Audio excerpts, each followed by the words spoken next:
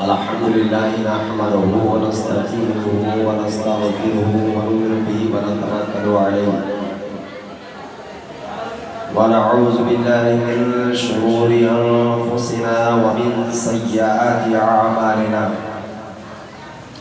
من يهده الله فلا مضل له ومن يضلله فلا هادي له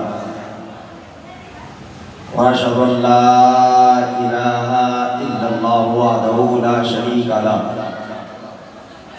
وأشهد أن سيدنا محمدا عبده ورسوله أما بعد فأعوذ بالله من الشيطان الرجيم بسم الله الرحمن الرحيم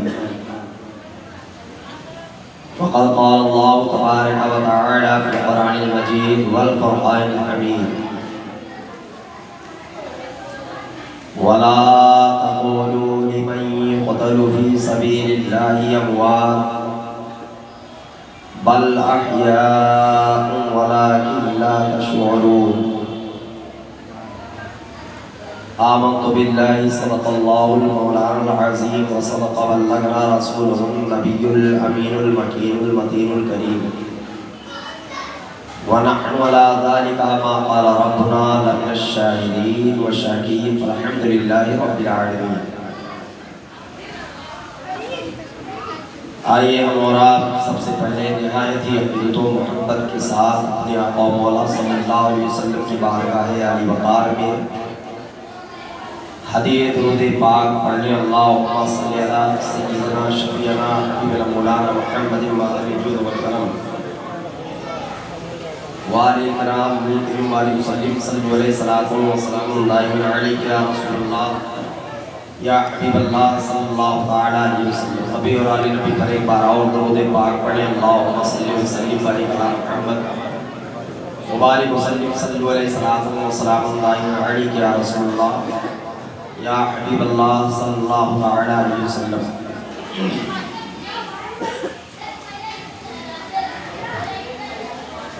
قتل حسین اصل میں مرگ یزید ہے.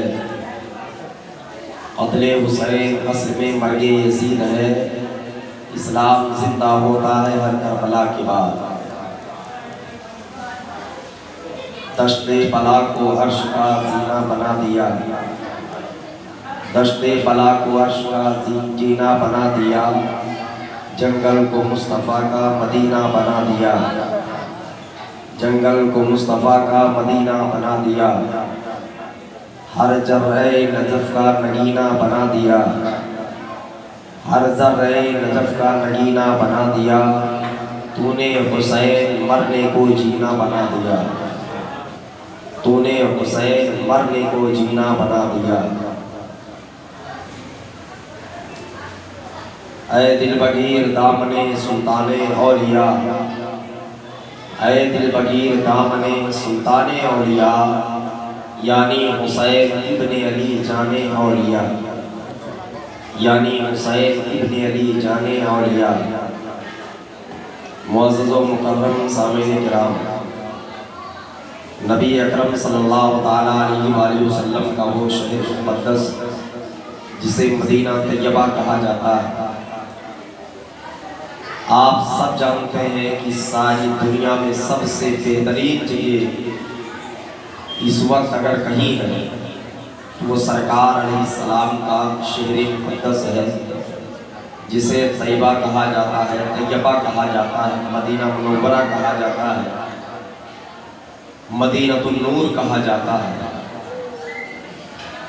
رحمت والا شہر کہا جاتا ہے، برکت والا شہر کہا جاتا ہے، جو شہر ہزار خوبیوں کا حامل ہے، جہاں پر ملائکہ مقربین 24 گھنٹے سرکار علیہ السلام کی بارگاہ میں صلاۃ و سلام کے نغمات پیش کرتے ہیں. 70,000 صبح آتے ہیں اور 70,000 شام کو بارگاہ مصطفیٰ میں حاضری دیتے ہیں. اور جو لوگ مدینہ طیبہ میں رہتے ہیں اللہ کے رسول صلی اللہ علیہ وسلم کی بارگاہ میں آتے جاتے فرشتوں کی رحمت والے چھینوں سے وہ بھی نہاتے رہتے ہیں. آپ دنیا کے کسی بھی شہر کا جائزہ لے لیں، ہر آدمی جب کہیں کا ٹور کرتا ہے کسی شہر کا کسی ملک کا تو اس کا صرف ایک ہی مقصد ہوتا ہے کہ ہم وہاں جائیں اور جو ہمارا وقت ہے مقدار ہے اس جگہ رہنے کا وہاں رہ کر ہم واپس چلے آئے۔ لیکن شہر مقدس مدینہ طیبہ رسول گرامی وقار صلی اللہ علیہ وسلم کے شہر پاک میں جو جاتا ہے تو پھر اس فضاؤں میں اس طریقے سے وہ گھل مل جاتا ہے کہ وہ دوبارہ آنے کا نام ہی نہیں لیتا۔ یہ تو انسان کی مجبوریاں ہوتی ہیں جو سرکار علیہ السلام کے روضے سے مرد مومن کو دور کر دیتی ہے۔ اور کیوں نہ ہو، ایک دن وہ بھی آیا تھا جب سرکار علیہ السلام نے اپنے گھر بار کو چھوڑا تھا اسلام کے لیے۔ ایک دن وہ آیا تھا کہ جب سرور عالم صلی اللہ علیہ وسلم نے اپنے عزیز و اقربا کو چھوڑا تھا اسلام کے لیے۔ ایک دن یہ آیا ہے کہ شہری پاکی مصطفیٰ صلی اللہ علیہ وآلہ وسلم کی گلیوں میں کھیلنے والا ایک بچہ جسے امام حسن امام حسین کہا کرتے ہیں، ایک بھائی کو زہر دے کر شہید کر دیا گیا تو دوسرا بھائی مدینہ طیبہ چھوڑنے پر مجبور ہو گیا۔ نانا جان کی امتیوں نے اس زمین کو تنگ کر دیا جس زمین کی قسم پروردگار عالم کچھ یوں کھاتا ہے، لا اقسم بہذا البلد وانت حل بہذا البلد ووالد وما ولد لقد خلقنا الانسان فی کبد۔ اے محبوب مجھے اس شہر ناز کی قسم جس میں آپ جلوہ فرما، اس شہر محبت کو کون چھوڑنا چاہتا ہے؟ ذرا اپنے آپ کو آپ محسوس کیجئے کہ آپ کے وطن عزیز کو اگر کوئی یہ کہے کہ آپ کو اب اپنے گھر میں نہیں رہنا ہے، آپ کو اپنے اہل و عیال کے ساتھ یہاں سے رخصت ہونا ہے، کتنا گرا گزرتا ہے کہ جہاں پر آپ نے 5 سال 10 سال 25 سال 50 سال گزار دیے پھر اس زمین کو چھوڑنا آپ کے لیے کتنا کٹھن ہوتا ہے۔ اور پھر محسوس کیجئے کہ ہمارے اوپر اس وقت کیا گزری ہوگی کہ جب ہمیں یہ کہا جائے گا کہ آپ اپنے گھر بار کو چھوڑیے۔ ہمارے اوپر اس وقت کیا گزرے گی جس وقت ہمیں یہ کہا جائے گا کہ جہاں آپ کا باپ دفن ہے آپ اس جگہ کو چھوڑیے۔ ہم اور آپ پر اس وقت کیا گزرے گی جب آپ کو کہا جائے گا کہ آپ کی جہاں ماں دفن ہے اس جگہ کو چھوڑیے۔ آپ کے اوپر اس وقت کیا گزرے گی جب آپ کو یہ کہا جائے گا جہاں آپ کا نانا دفن ہے اس جگہ کو چھوڑیے۔ اب محسوس کیجئے حضرت سیدنا امام حسین شہید محبت شہید اعظم سید الشہداء حضرت سیدنا امام حسین رضی اللہ تعالیٰ عنہ کی اس درد کو کہ جب مدینہ طیبہ سے ہجرت کرنے پر لوگوں نے مجبور کیا تھا اور رسول گرامی وقار صلی اللہ علیہ وآلہ وسلم کے اس مقدس نواسے نے جب اپنا سارا کنبہ قبیلہ لے کر مدینہ طیبہ سے باہر نکلا ہوگا اور اس سے پہلے رسول گرامی وقار صلی اللہ علیہ وسلم کی مقدس بارگاہ میں حاضری دی ہوگی تو اس وقت اپنے دل سے کیا کہا ہوگا حسین اعظم نے، اور رسول گرامی وقار صلی اللہ علیہ وسلم کا قبر انور میں کیا حال رہا ہوگا۔ محسوس کریں، یہ احساس کرنے والے کے اوپر اس چیز کا اثر مرتب ہوتا ہے کہ جب امام علی مقام رضی اللہ عنہ نے سید عالم صلی اللہ علیہ وسلم کی بارگاہ میں حاضری دی ہوگی اور یہ کہا ہوگا، اے نانا جان اب آپ کا غلام، اب آپ کا حسین آپ کا پاک مقدس شہر چھوڑ رہا ہے، اور وہ صرف اس لیے چھوڑ رہا ہے کہ ایک شخص جس نے اپنے آپ کو خلیفہ بنا لیا ہے اور مسند خلافت پر بیٹھ گیا ہے، وہ چاہتا ہے کہ اس کے ناپاک ہاتھ میں حسین کا مقدس اور پاک ہاتھ جائے، اے نانا جان جا رہا ہوں آپ کا پاک شہر چھوڑ کر، اے نانا جان آپ ہمارے لیے دعائیں کرنا، ہمارے استقامت کے لیے دعائیں کرنا، ہمارے صبر کے لیے دعائیں کرنا۔ ذرا آپ محسوس کر کے تو دیکھیں، ایک بار ہر کسی سے چھڑوا کر تو دیکھیں کیا حال اس پر گزرتی ہے، کس چیز کو وہ اپنا سمجھے گا اور کس چیز کو لے کر وہ ساتھ جائے گا۔ یادیں جو ہوتی ہیں نا وہ دل کو ہلا کر رکھ دیتی ہیں، پورے وجود کو جھنجھوڑ کر رکھ دیتی ہیں۔ اسی طرح کے حالات بنے ہوں گے کل مدینہ طیبہ میں، جب رسول گرامی وقار صلی اللہ علیہ وسلم کا پیارا نواسہ جس کے ذکر میں ہم اور آپ بیٹھے ہیں، حضرت سیدنا امام حسین رضی اللہ تعالیٰ عنہ مدینہ طیبہ سے جب چھوڑے ہوں گے اور مدینہ طیبہ سے جب نکلے ہوں گے، اور اس وقت کو بھی محسوس کیجئے جہاں پر آپ نے اپنا بچپن دیکھا ہوگا، اس وقت کو بھی محفوظ کیجئے اپنے ذہن میں کہ جس کو چہار دیواری میں جہاں پر آپ کی کلکاریاں گونجی ہوں گی، اس وقت کو بھی محفوظ کیجئے جہاں پر فرشتوں نے جھولا جھلایا ہوگا، اس وقت کو بھی محفوظ کیجئے، اس گھر کو بھی محفوظ کیجئے جس میں ایک وقت تھا کہ خاتون جنت اور حضرت علی کرم اللہ تعالیٰ وجہ الکریم تھے، اس گھر میں جنت سے جوڑا اتارا گیا تھا، اس وقت کو بھی محفوظ کیجئے اپنے ذہن میں، اور دل نشی کیجئے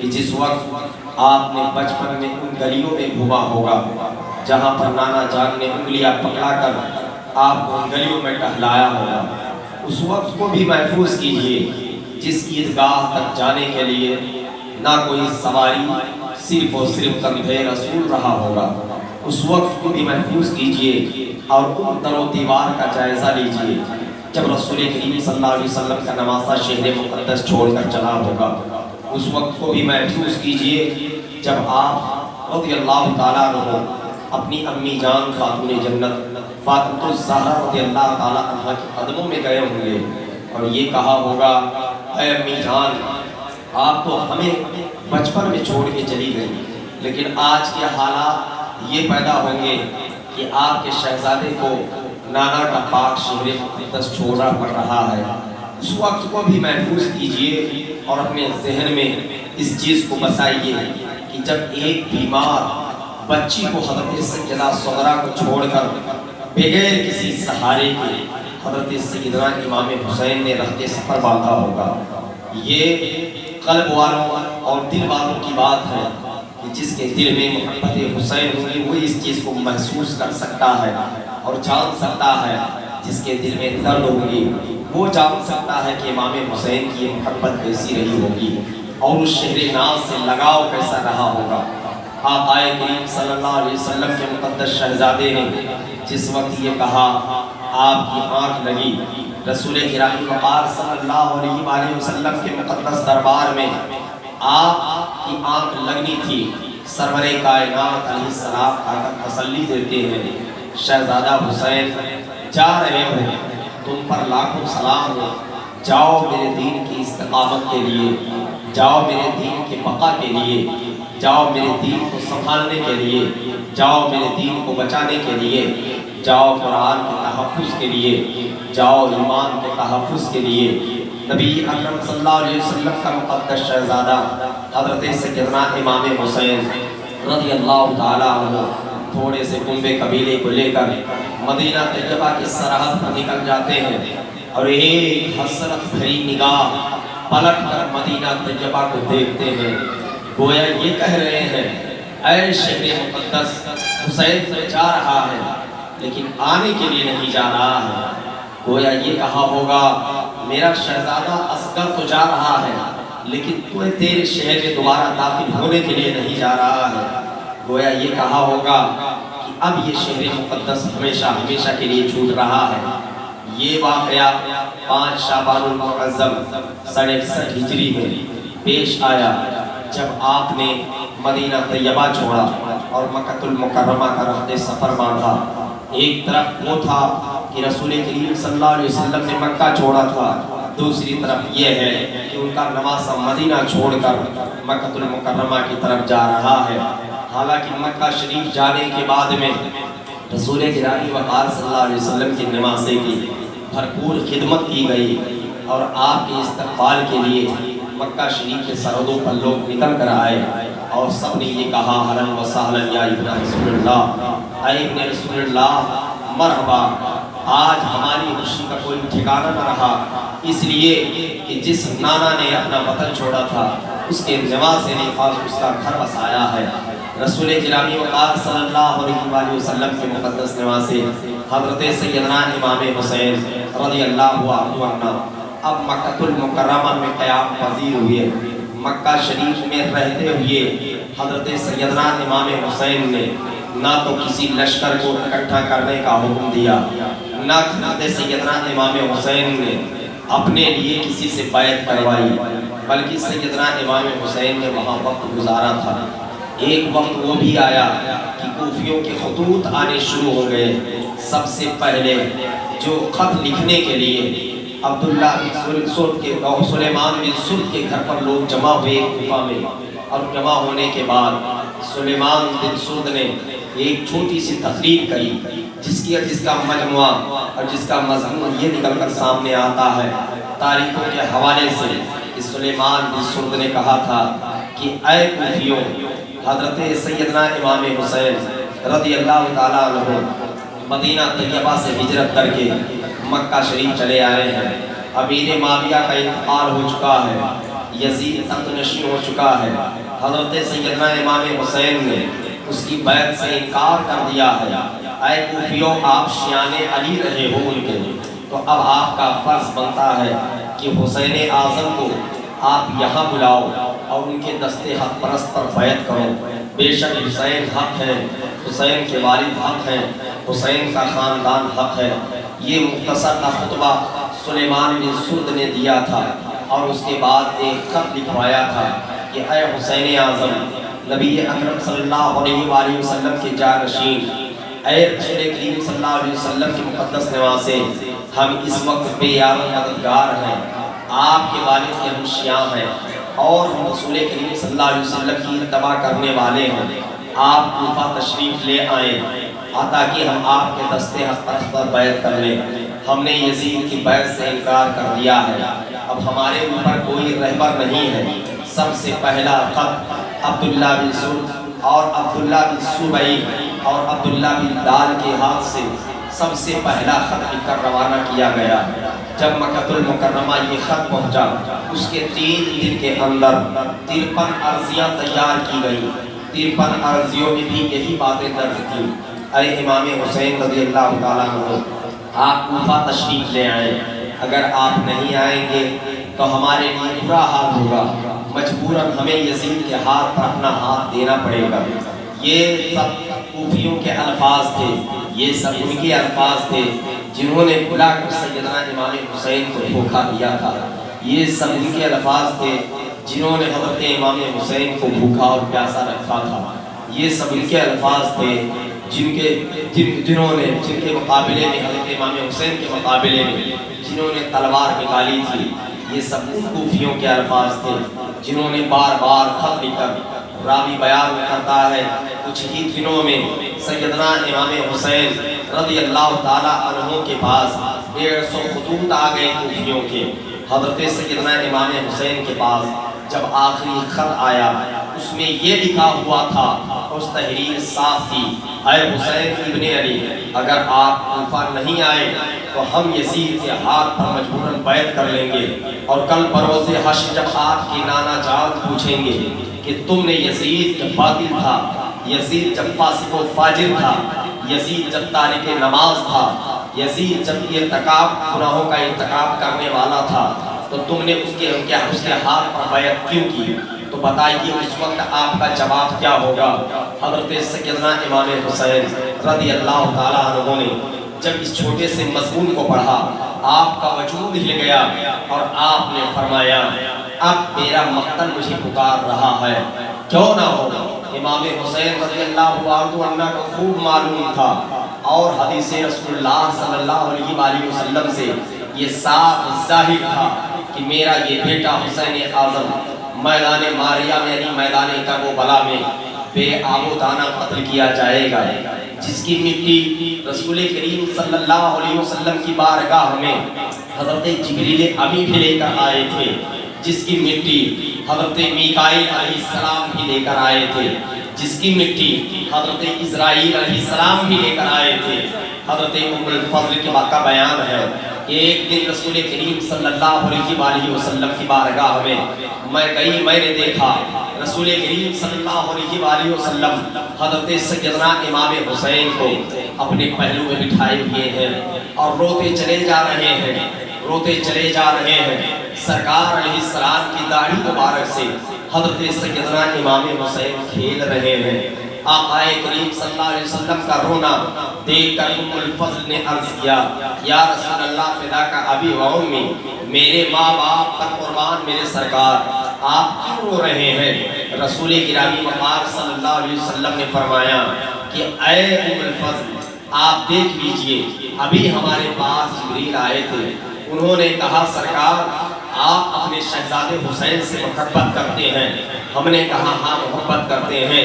رسول گرامی وقار صلی اللہ علیہ وسلم سے جبریل نے کہا تھا، یا رسول اللہ صلی اللہ علیہ وسلم، جس شہزادے سے آپ محبت کرتے ہیں اس شہزادے کو ایک میدان ہوگا جس کا نام میدان کربلا ہوگا، دوسرا نام میدان ماریہ ہوگا، اور وہ زمین چٹیل ہوگی، اس جگہ پہ آب و دانہ قتل کیا جائے گا۔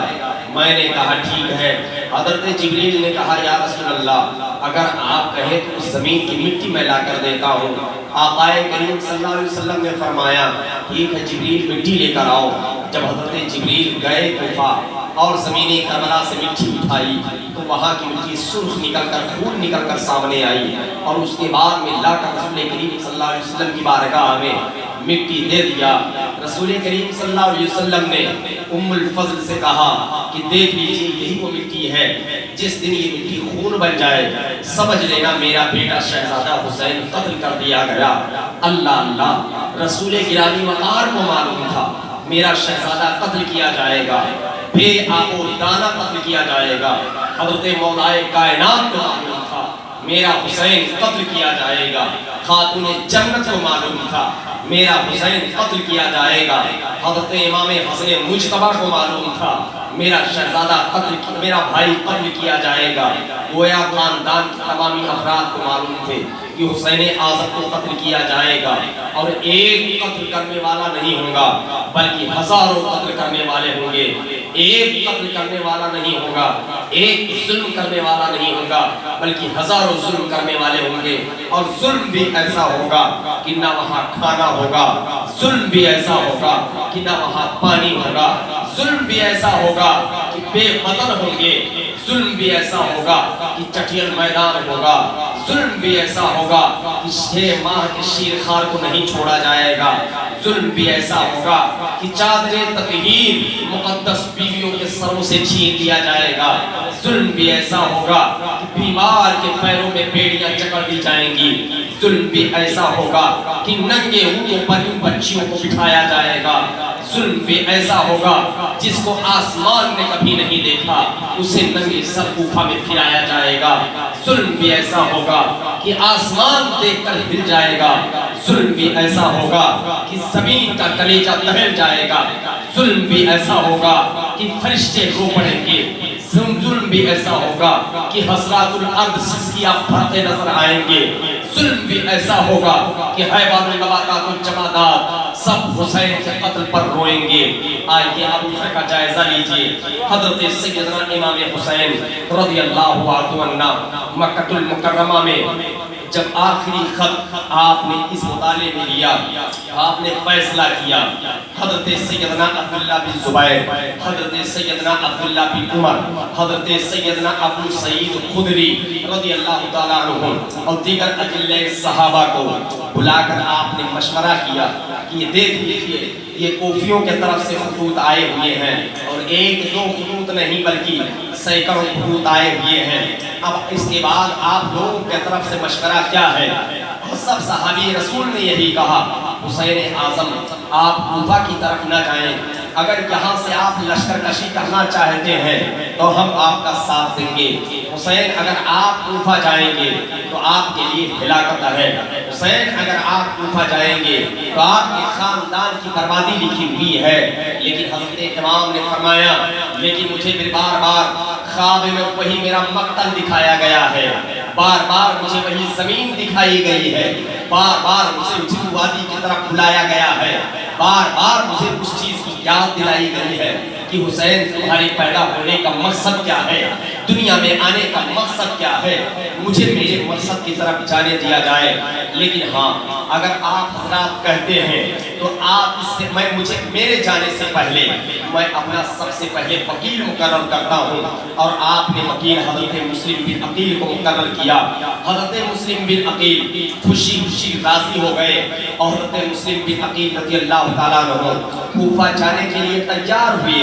حضرت مسلم بن عقیل کے دونوں شہزادے محمد اور ابراہیم بھی ساتھ ہو لیے، جیسا کہ تاریخوں میں ملتا ہے محمد اور ابراہیم دونوں ساتھ ہو لیے۔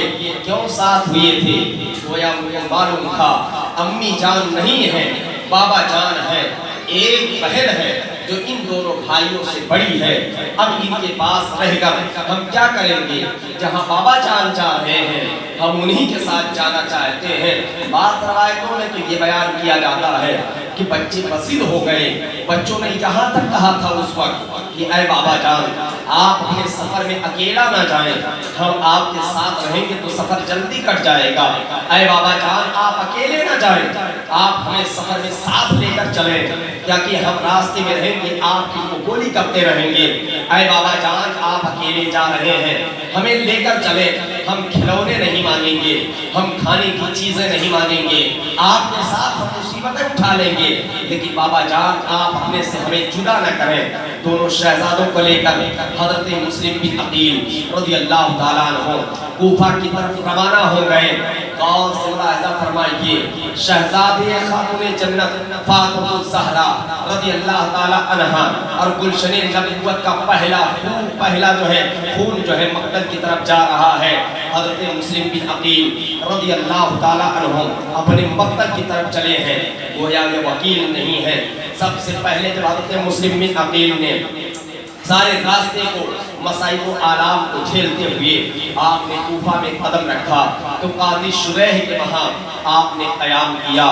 روایتوں میں آتا ہے جیسا کہ بیان کیا جاتا ہے ابن اسیر اور ابن کے حوالے سے، یہ بتایا جاتا ہے تاریخ الخلفاء کے حوالے سے کہ حضرت مسلم بن عقیل رضی اللہ تعالیٰ عنہ جس وقت قاضی شریح کے وہاں پہنچے 2 دن کے اندر حضرت سیدنا امام حسین کے دستے حق پرست پر 12,000 شیعان علی امام حسین کے نام کی بیعت لے چکے تھے۔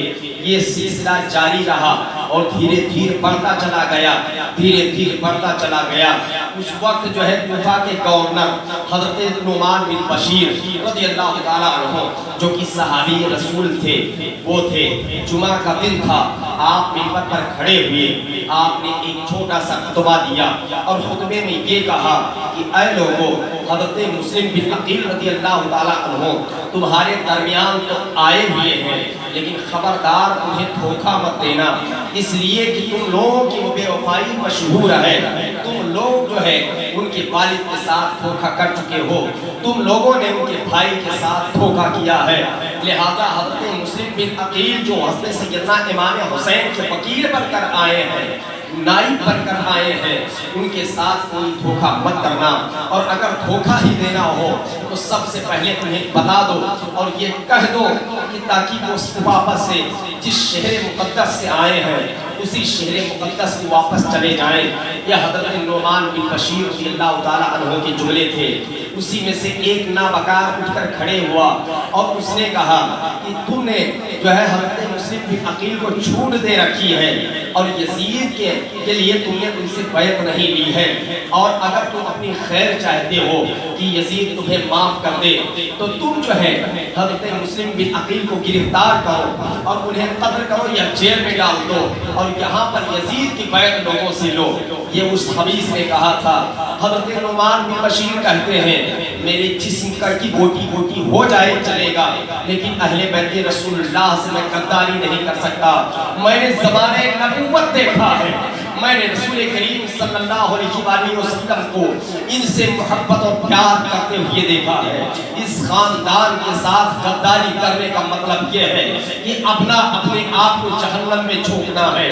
میں جہنم میں نہیں جانا چاہتا، یہاں کی ذلت و رسوائی ہمیں گوارا ہے، لیکن کل بروز حشر کے دن جب رسول کریم صلی اللہ علیہ وسلم اپنے خاندان کے بارے میں پوچھیں گے، اپنے اترتیوں کے بارے میں پوچھیں گے، اپنے اہل خانہ کے بارے میں پوچھیں گے، تو اس وقت نعمان بن بشیر کا جواب کیا ہوگا؟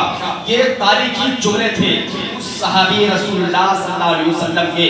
اتنا کہنے کے بعد آپ منبر سے اتر گئے۔ اب یہ نابکار جو مسجد میں بیٹھا ہوا تھا کوفہ کی مسجد سے نکلتا ہے اور ایک خط عبید اللہ ابن زیاد کو لکھتا ہے کہ اے عبید اللہ ابن زیاد، یزید کو انفارم کر دے، یزید کو خبردار کر دے کہ کوفہ میں اس کے خلاف جو ہے بغاوتیں اٹھ رہی ہیں، کوفہ میں اس کے خلاف سازشیں ہو رہی ہیں۔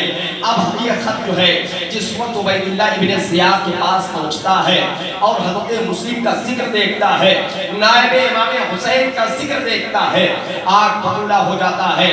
اس نے خط لکھا یزید کے پاس، یزید نے وہاں سے بھیجا کہ تم بصرہ کی گورنری چھوڑو، اپنے بھائی کو عثمان کو اپنے جگہ پر بٹھاؤ اور جلدی سے تم کوفہ کی طرف روانہ ہو جاؤ اور جا کے وہاں کے حالات سے ہمیں باخبر کرو۔ یہ یزید پلید کے جملے تھے جو کہہ رہے ہیں کہ یزید میدان کرم و بلا میں نہیں آیا تو اسے جہنمی کیسے کہا جائے، جو کہہ رہے ہیں یزید تو دور بیٹھا ہوا تھا، اس نے جنگ نہیں لڑی، اسے جہنمی قرار کیسے دیا جائے، اسے یہ کیسے کہا جائے کہ وہ فاسق و فاجر ہے۔ اپنے جملے سنبھال کر نکالو ورنہ ایمان کے جنازے نکل جائیں گے۔ یہ اہل بیت رسول اللہ کا معاملہ ہے اور یہ اہل بیت ویسے ہی ہے کہ جیسے ہمارے پاس 30 پارے قرآن ہیں، اسی طریقے سے ہمارے پاس اہل بیت ہم اور آپ کے پاس امانت ہے۔ جیسے ہمارے لیے قرآن پاک میں خیانت کرنا جرم ہے، اسی طریقے سے اہل بیت رسول اللہ کے ساتھ ہم اور آپ کو خیانت کرنا جرم ہے۔ اب ادھر کا معاملہ سنیے، عبید اللہ ابن زیاد کے پاس جب یہ خط پہنچا، عبید اللہ ابن زیاد نے اپنے بھائی کو عثمان ابن زیاد کو اپنے تخت پر بٹھایا اور یہ کوفہ قادسیہ حجاز مقدس کے راستے سے نقاب پہن کر کے ظالم آ گیا۔ لوگوں نے یہ سمجھا کہ آل رسول تشریف لائے ہیں، لوگوں نے یہ سمجھا کہ امام حسین تشریف لے آئے ہیں۔ ہمارے جو خط حسین اعظم کے پاس پہنچے تھے شاید حسین اعظم کو خط مل چکے ہیں، اسی لیے امام حسین تشریف لے آئے ہیں۔ اس سے پہلے کا معاملہ سنیے، جس وقت قاضی شریح کے وہاں حضرت مسلم بن عقیل رضی اللہ تعالیٰ عنہ پناہ گزی تھے، اس وقت آپ نے حالات سازگار پاتے ہوئے حسین ابن علی کو ایک خط لکھا تھا اور وہ خط تاریخوں میں محفوظ ہے۔ اس کے جملے یہ ہے کہ اے حسین ابن علی، میں مسلم بن عقیل آپ کا بھائی، یہاں کے حالات سازگار ہیں، یہاں کے لوگ آپ کے والد کے شیعہ ہیں، یہاں کے حالات بڑے اچھے ہیں، آپ یہاں جلدی سے تشریف لے آئیں، ان کے سر پر کوئی سرپرست نہیں ہے۔ حضرت سیدنا مسلم بن عقیل رضی اللہ تعالیٰ عنہ کو کیا معلوم تھا کہ یہ خط لکھنے کے بعد انجام اتنا بھیانک ہونے والا ہے، انجام اتنا برا ہونے والا ہے، ایک قیامت صغری برپا ہونے والا ہے میدان کربلا میں، میدان نینوا میں، میدان ماریا میں۔ یہ کوفہ ایک تاریخی جگہ بن جائے گی جو آل رسول کی مقتل گاہ بنے گی۔ انہیں کیا معلوم تھا؟ اب آئیے جائزہ لیجئے، حضرت مسلم بن عقیل رضی اللہ تعالیٰ عنہ نے خط لکھ دیا اور جس وقت عبید اللہ ابن زیاد کوفہ پہنچ گیا، تمام لوگ نکل کر سامنے آئے اور اہلاً و سہلاً مرحبا یا ابن رسول اللہ کی صدائیں لگائی۔ اب جس وقت عبید اللہ ابن زیاد دارالامارہ میں پہنچتا ہے، چڑھ کر بولتا ہے، اے لوگوں، تم نے جس طریقے سے بغاوتیں کی ہے، جس طریقے سے یزید بن امیر معاویہ کے خلاف تم نے سازشیں کی ہے، ایک ایک بخشے نہیں جاؤ گے، ایک ایک کو قتل کیا جائے گا۔ تمہارے مال کو ضبط کر لیا جائے گا، تمہارے بچے یتیم ہو جائیں گے، تمہاری بیویاں بیوہ ہو جائیں گی، تمہارے کھیت و کھلیان سب چھین لیے جائیں گے۔ اوفی لا یوفی ہی تھے حضرت مسلم بن عقیل رضی اللہ عنہ نے جب دیکھا کہ حالات سازگار نہیں ہیں تو قاضی شریح کے یہاں سے آپ اٹھے اور حضرت حانی بن عروہ کے گھر میں آ کر پناہ گزین ہوئے۔ حضرت حانی بن عروہ یہ اہل بیت رسول اللہ کے وفادار رہے ہیں۔ حضرت حانی بن عروہ کے گھر میں رہ کر آپ نے حالات کا جائزہ لیا اور معلوم یہ کیا کہ حضرت سیدنا امام علی مقام رضی اللہ عنہ کو یہاں آنے کے لائق نہیں ہے، اس لیے کہ حالات دن بدن خراب ہوتے چلے جا رہے ہیں۔ اور اس سے پہلے عبید اللہ ابن زیاد کے سپاہیوں نے کوفہ کے جو سب سے بڑے اور نامور روزہ تھے، سب سے بڑے لوگ تھے جو اپنی جماعت میں سب سے معتبر مانے جاتے تھے، 10-20 لوگوں کو قید بند کرا دیا، نظر بند کرا دیا دارالامارہ کے اندر۔ اس کے بعد میں حضرت مسلم بن عقیل رضی اللہ تعالیٰ عنہ جو ہے حانی بن عروہ کے گھر سے باہر نکلتے ہیں اور اپنے محبین کو پکارتے ہیں۔ دیکھتے ہی دیکھتے 40,000 کی جماعت آپ کے ساتھ آ گئی کوفہ میں۔ تاریخ ملاحظہ کرو، تب آپ کو پتہ چلے گا کہ حسین ابن علی پر ظلم و تشدد کے پہاڑ توڑے گئے ہیں، حسین ابن علی کے ساتھ کیا کیا نہیں کیا گیا ہے، لیکن اسلام ایسے ہی نہیں پھیلا ہے۔ حسین ابن علی نے اپنا خون اس کو دیا ہے۔ آئیے ملاحظہ کریں، حضرت سیدنا مسلم بن عقیل رضی اللہ تعالیٰ عنہ کے ساتھ 40,000 کی جماعت تھی اور یہ جماعت نکل کر حضرت مسلم بن عقیل نے کہا کہ چلو دارالامارہ کا گھراؤ کرتے ہیں۔ لے جا کر دارالامارہ کی گھراؤ کر لی گئی۔ قریب تھا کہ حضرت مسلم بن عقیل رضی اللہ تعالیٰ عنہ اگر ایک لفظ بول دیتے تو اسی وقت قلعہ فتح ہو جاتا اور عبید اللہ ابن زیاد اور اس کے ہمنوا سب کے سب گرفتار ہو جاتے، لیکن یہ خاندان رسالت کے پھول ہیں، یہ پہل نہیں کرتے ہیں جنگ میں۔ ان کا سوچنا یہ تھا کہ جو کام حجت اور بات سے ہو جائے وہ جنگ و جدال سے نہیں ہوگا، اس لیے کہ کلمہ پڑھنے والے ادھر بھی ہیں، کلمہ پڑھنے والے ادھر بھی ہیں، روز و نماز کرنے والے ادھر بھی ہیں، روز و نماز کرنے والے ادھر بھی ہیں، مفتی و قاری ادھر بھی ہیں، مفتی و قاری ادھر بھی ہیں، قاضی و محفظ ادھر بھی ہیں، قاضی و فقیہ ادھر بھی ہیں۔ سب جانتے ہیں، سب کلمہ گو مسلمان ہیں، لیکن حالات کے پیش نظر ہر کوئی کروٹیں پر کروٹیں بدل رہا ہے۔ کوفے کے حالات دن بدن خراب ہو رہے ہیں۔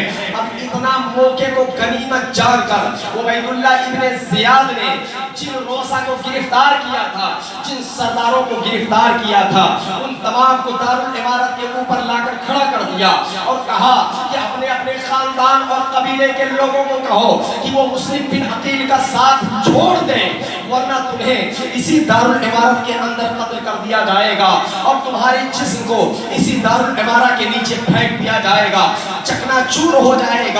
اتنا کہنا تھا، وہ جو 10-20-50 لوگوں کو نظر بند کیا گیا تھا سب دارالامارہ کے اوپر چڑھ گئے اور سب نے بیک وقت ایک ہی زبان میں ایک ہی الفاظ کہے تھے کہ اے میرے گھر والوں، اے میرے خاندان والوں، اے میرے قبیلوں والوں، مسلم بن عقیل کا ساتھ چھوڑ دو اور یزید کی اطاعت کرو، ورنہ ہمارے بچے یتیم ہو جائیں گے، تمہارا سردار واپس تمہارے پاس نہیں آئے گا۔ یہ کہا تھا۔ حالات یہ ہوئے کہ حضرت مسلم بن عقیل رضی اللہ تعالیٰ عنہ نے جب پیچھے کا جائزہ لیا تو کیا دیکھتے ہیں 40,000 سے 20,000 بھی نہیں بچے ہیں۔ دھیرے دھیرے شام ہوتے ہوتے جس وقت حضرت مسلم بن عقیل رضی اللہ تعالیٰ عنہ نماز مغرب کے لیے کنفہ کی مسجد کا رخ کیا، آپ کے ساتھ 500 کی جماعت تھی۔ ذرا سوچے حالات کیسے بدل رہے ہیں، 40,000 سے 500 کے اوپر آ جانا اور اس کے بعد مسجد پہنچ جانا۔ حضرت امام مسلم نے جس وقت مصلی پر قدم رکھا اور اللہ اکبر کی صدا بلند کر کے تکبیر تحریمہ کر کے نیت باندھی اور جس وقت آپ نے سلام پھیرا 500 کی جماعت وہاں سے ندارت تھی، غائب تھی۔ اب ذرا سوچئے، اس کے دل سے پوچھئے، ناکامیوں کی لذتیں جو مسافر لٹ گیا ہو جا کے منزل کے قریب۔ حضرت سیدنا امام مسلم رضی اللہ عنہ کے آنکھوں میں آنسو آ گئے۔ حضرت سیدنا امام مسلم رضی اللہ عنہ وہاں سے سے نکلتے ہیں اور حضرت ہانی بن عروہ کے گھر چلے جاتے ہیں۔ اب پتہ یہ چلتا ہے ان لوگوں کو کہ حضرت مسلم بن عقیل رضی اللہ تعالیٰ عنہ، حضرت مسلم بن عقیل رضی اللہ تعالیٰ عنہ کا کہیں پتہ نہیں چلتا ہے۔ عبید اللہ ابن زیاد کا فرمان، اس کے سپاہی لیے کوفہ کی گلیوں میں گھوم رہے ہیں اور تلاش کر رہے ہیں کہ مسلم بن عقیل کا پتہ لگایا جائے، مسلم بن عقیل کو ڈھونڈ کر جو ہے دارالامارت میں لے کر جایا جائے۔ حضرت ہانی بن عروہ کے گھر میں حضرت مسلم بن عقیل محفوظ تھے، آپ کو ایک کمرے خاص میں رکھا گیا تھا، لیکن بہت کوششوں کے باوجود عبید اللہ ابن زیاد کو کچھ پتہ نہ چلا کہ مسلم بن عقیل کس کے مکان میں ٹھہرے ہیں، مسلم بن عقیل کس کے گھر میں رہ رہے ہیں۔ جب کچھ معلوم نہ ہوا تو عبید اللہ ابن زیاد نے اپنے حبشی غلام موقل کو اس کے چیز کے لیے ہائر کیا، اس چیز کو لیے مقرر کیا اور کہا کہ تمہیں ہم 4000 دینار دے رہے ہیں اور اس دینار کو لے کر تم جو ہے مسلم بن عقیل کا پتہ لگاؤ اور جاسوسی کرو کہ دیکھو کوئی کہاں مل رہے ہیں۔ وہ موقل غلام ڈھونڈتا رہا، ایک دن تلاش کیا، 2 دن تلاش کیا، 3 دن تلاش کیا، آخر کار 5ویں 6ٹھے دن میں مسجد میں جا کر یہ موقل غلام پہنچ گیا۔ مسجد میں جانے کے بعد میں دیکھتا ہے بہت سارے چہرے موجود تھے، تمام چہروں کو دیکھنے کے بعد میں وہ پلٹتا ہے، آخر کس سے پوچھا جائے اور کس سے ظاہر کیا جائے کہ مسلم بن عقیل کا پتہ بتائے۔ حالات سازگار نہیں تھے، اگر کھلا پوچھتا تو موقل قتل کیا جاتا، لہٰذا اس نے یہ نہیں چاہا، وہ چاہا کہ کسی طریقے سے چپکے سے پوچھا جائے اور کسی ایسے شخص سے پوچھا جائے جو محبت اہل بیت رکھتا ہو۔ آخرکار جب نمازی مسجد سے چلے گئے، ایک کونے میں ایک شخص بیٹھا ہوا ہے، ایک صحابی رسول بیٹھے ہیں جن کا نام تاریخوں میں حضرت مسلم بن اوسجہ اسدی آتا ہے۔ ان کے پاس یہ موقل جاتا ہے، سلام کہتا ہے اور سلام کرنے کے بعد کہتا ہے ہم شام سے آئے ہوئے ہیں، ہمارا نام موقل ہے، ہم جو ہے اہل بیت رسول اللہ کے وفادار ہیں اور ہم نے پتہ کیا ہے، ہمیں معلوم ہوا ہے کہ کوفہ میں امام علی مقام رضی اللہ عنہ کے خاندان سے کوئی چشم و چراغ کوفہ میں آئے ہوئے ہیں، ہم چاہتے ہیں کہ ان کی مدد کریں۔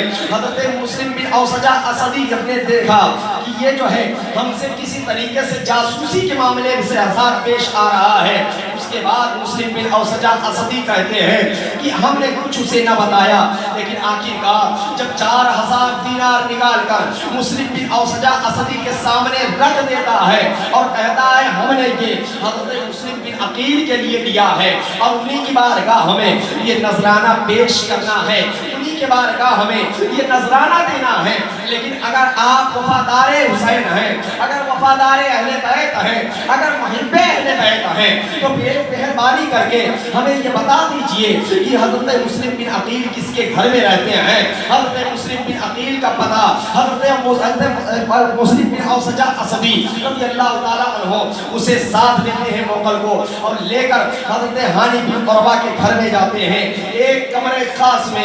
اب حالات یہی رہے، لے جا کر 4000 دینار جو ہے 4000 دینار حضرت سیدنا مسلم بن عقیل کے سامنے وہ موقل نامی غلام رکھ دیتا ہے اور بڑی اظہار محبت کرتا ہے، محبت اور پیار کے ساتھ ان کے ساتھ پیش آتا ہے۔ حضرت مسلم نے بھی سمجھا کہ واقعی یہ میرا محب ہے۔ اس کے بعد دن بھر یہ حضرت مسلم کے پاس رہتا اور شام کے وقت سارے حالات کا جائزہ لے کر یہ عبید اللہ ابن زیاد کے پاس دارالامارت میں پہنچ جاتا اور ساری رپورٹ وہاں دے دیتا۔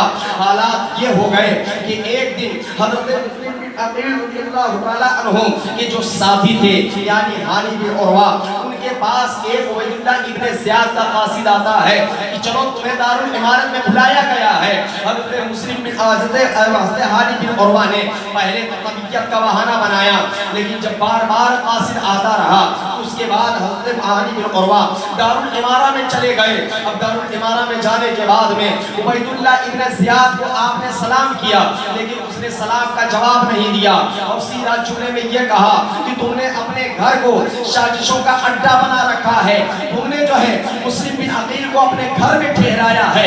ایسا ظلم و جفا ہے, خاندان رسول کو اپنے گھر میں ٹھہرانے کی سزا دی جا رہی ہے. حضرت ہانی بن عروہ پہلے تو بہانہ کرتے ہیں کہ ہمارے گھر میں کوئی نہیں ہے, کوئی مہمان نہیں ہے.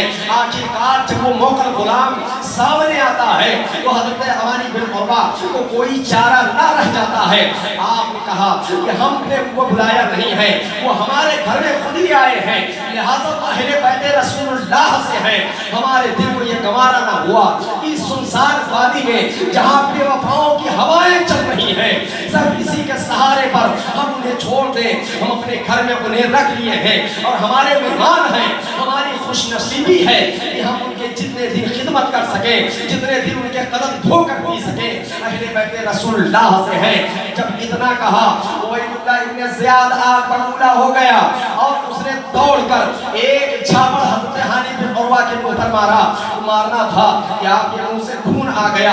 اس کے بعد ہانی بن عروہ کو نظر بند کر دیا گیا. جب ہانی بن عروہ کو نظر بند کر دیا گیا اس کے بعد ان کے قبیلے والوں نے ہاتھ اٹھایا کہ چلو ہانی بن عروہ کو چھڑوایا جائے. اب یہاں پر حضرت ہانی بن عروہ کو چھڑوانے کے لیے اس کے قبیلے والے بہت سارے افراد دارالامارہ کے قریب جڑ گئے, اکٹھا ہوئے کہ کسی طریقے سے ہانی بن عروہ کو جو چھڑایا جائے, اس کے قید سے رہا کیا جائے, جو نظر بند کیا گیا ہے ان کو چھڑا کر پھر سے ان کو باہر کیا جائے. جب اس کے خاندان والے پہنچے اس کے بعد میں قاضی شریح سے یہ کہتا ہے عبید اللہ ابن زیاد کہ جا کر دیکھ لو مار پیٹ کے بعد ہانی کا کیا حال ہے. جب قاضی شریح جاتے ہیں ان کے ساتھ عبید اللہ ابن زیاد نے اپنے غلام کو بھی ساتھ لگا دیا کہ دیکھنا کہ قاضی شریح جو ہے حقیقت میں اہل بیت رسول اللہ کے وفادار ہیں. یہ جو بات کہیں یا وہ جو بات کہیں, دونوں کے درمیان جو بھی باتیں ہوں مجھے آ کر بتانا. اس کے بعد میں قاضی شریح جب جاتے ہیں حضرت ہانی بن عروہ نے کہا کہ میرے خاندان والوں سے کہہ دو کہ اگر 10-12 لوگ دارالامارہ کے اندر آ جائیں تو مجھے آسانی سے رہا کر سکتے ہیں, مجھے آسانی سے چھڑوا سکتے ہیں. لیکن یہ بات جو ہے عبید اللہ ابن زیاد کے غلام نے جب سنا کہا خبردار قاضی صاحب, ایسی بات عبید اللہ ابن زیاد کے سامنے نہیں کرنا, یا ان کے خاندان یا ان کے رشتہ دار یا حضرت ہانی بن عروہ کے خاندان یا ان کے قبیلے سے ایسی باتیں مت کرنا. اس کے بعد میں حضرت قاضی شریح جو ہوتے ہیں وہ جا کر عبید اللہ ابن زیاد کے سامنے کہتے ہیں ان کے خاندان سے کہہ دیجئے کہ ہانی بن عروہ کے حالات ٹھیک ہیں. اب ادھر کے حالات ملاحظہ فرمائیے. محمد بن اشعث کو عبید اللہ ابن زیاد نے کہا کہ جاؤ مسلم بن عقیل کو گرفتار کرو. رات کا آدھا پہر گزر چکا ہے. حضرت مسلم بن عقیل نے جب دیکھ لیا کہ ہانی بن عروہ کا گھر رہنے کے قابل نہیں ہے, آپ نے رات کے پچھلے پہر آپ نکلتے ہیں اور دروازے پر جاتے ہیں اور ایک دروازہ معمور ملتا ہے جہاں پر اس ایک دن تھا کہ حضرت مسلم بن عقیل آئے تھے تو ہر دروازہ استقبال کے لیے کھڑا تھا. ہر پیر آپ کو ہر پیر جو ہے آپ کے چومنے کے لیے لوگ تیار تھے. لیکن آج کا دن یہ ہے, آج کی رات یہ ہے کہ حضرت مسلم بن عقیل کے لیے کوفہ میں سارے دروازے بند نظر آتے ہیں. ایک ٹمٹماتا ہوا چراغ چل رہا ہے. ایک بڑھیا عورت اپنے گھر کے سامنے بیٹھے ہوئی اپنے بیٹے کا انتظار کر رہی ہے. تاریخوں میں اس کا نام توعہ آتا ہے. اس توعہ کے پاس جاتے ہیں حضرت مسلم بن عقیل. آپ نے فرمایا بی بی جی پانی کا پیالہ مل سکتا ہے؟ کہاں ہاں پانی کا پیالہ دے سکتے ہیں. بی بی جی اندر گئیں, توعہ اندر گئیں اور پانی لے کر باہر آئیں.